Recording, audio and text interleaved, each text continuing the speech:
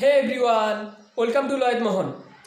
তো থাম্বনেলটো চাই সকলোৱে বুজি পাৰিছে যে আজি আমি কিহৰ ওপৰত আলোচনা কৰিম। তো আজিৰ টপিকটো হ'ল যে মহিলাসকলক পুলিচে কেতিয়া এৰেষ্ট কৰিব নোৱাৰে। তো ইন জেনাৰেলি মহিলাসকলক সূৰ্য ডুবাৰ পিছত আৰু সূৰ্য উঠাৰ আগত পুলিচে কি এৰেষ্ট কৰিব নোৱাৰে, যিটো provision section 46 clause 4 of CRPC দিয়া আছে। অৰ্থাৎ ইয়াত স্পষ্টভাৱে কৈছে যে মহিলাসকলক আপোনাৰ বিফৰ সানৰাইজ আৰু আফটাৰ সানসেটত কি এৰেষ্ট কৰিব নোৱাৰি।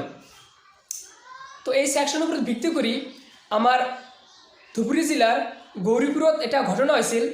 তাত কি হৈছিল যে এজন একিউজড পাৰ্সন অৰ্থাৎ অভিযুক্ত পাৰ্সনক বিচাৰি যেতিয়া ঘৰত গৈছিল আৰু তেতিয়া কি অভিযুক্ত পাৰ্সনক কি বিচাৰি পোৱা নাছিল, তেতিয়া পুলিচে তেওঁৰ পত্নী আৰু 1.5 বছৰীয়া বাচ্চা এটা কি এৰেষ্ট কৰি থানাত লৈ আহিছিল। আৰু সেই এৰেষ্ট কৰাৰ সময়টো আছিল ৰাতিৰ 3টামান বাজিছিল। অৰ্থাৎ ৰাতিৰ 3টামান বজাত কি এৰেষ্ট কৰি থানাত লৈ আহিছিল। আৰু এই মেটাৰটো যেতিয়া আপোনাৰ গুৱাহাটী হাইকোৰ্টত গৈছিল, তেতিয়া গুৱাহাটী হাইকোৰ্টৰ অনাৰেবল জাষ্টিছে সেই পুলিচসকলক অৰ্থাৎ SP আৰু পুলিচসকলক কি কৰিছিল, সেই কোৰ্টলৈ মাতিছিল।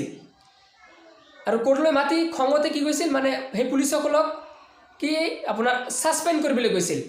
আৰু লগতে মানে খঙতে মানে বহুতো কঠোৰ কথাও সিহঁতক শুনাইছিল।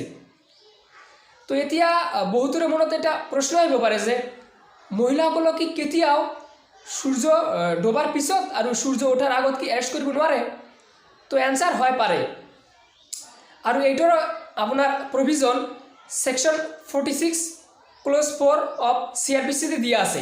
অর্থাৎ তার এক্সেপশনটাও দিয়া আছে যে যেতিয়া আপনার অতি প্রয়োজনীয় হয়ে পড়ে আর মহিলাজনী হার্ডকোর ক্রিমিনাল হয়, তেতিয়া আপনার জুডিশিয়াল মেজিস্ট্রেট ফার্স্ট ক্লাসের পৰা প্রায়র পারমিশন লই কেবল লেডি পুলিশ অফিসারে কি সেই মহিলাজনীক কি এরেস্ট করতে পারে। অর্থাৎ সূর্য ডুবার পিছত আর সূর্য ওঠার আগতে কি সেই মহিলাজনীক কি এরেস্ট করতে পারে। তো এইখিনি জানাব আছিলে। ধন্যবাদ। জয় অসম।